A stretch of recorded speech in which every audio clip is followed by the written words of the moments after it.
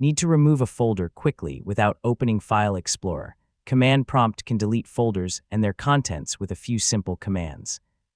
But there's one important difference between removing an empty folder and deleting a folder that contains files. In this guide, I'll show you how to do both safely. First, open Windows Search and type Command Prompt or CMD. Select the app to open it.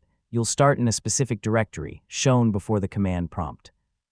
You can check what's there by typing dir and pressing Enter. To remove an empty folder, use the rmdir command. You can also use its shorter form, rd. For example, type rmdir projects and press Enter.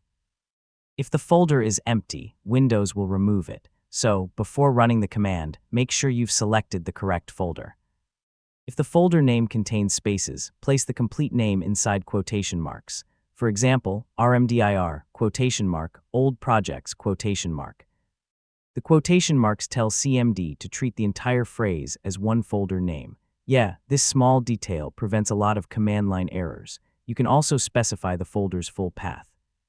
For example, rmdir, quotation mark, c:, / users / your name / documents / old projects, quotation mark.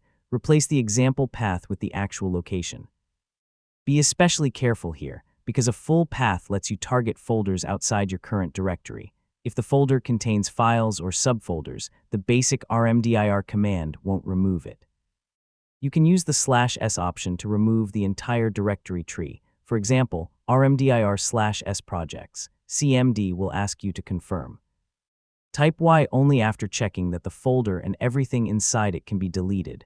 You can add /q for quiet mode, which skips the confirmation prompt.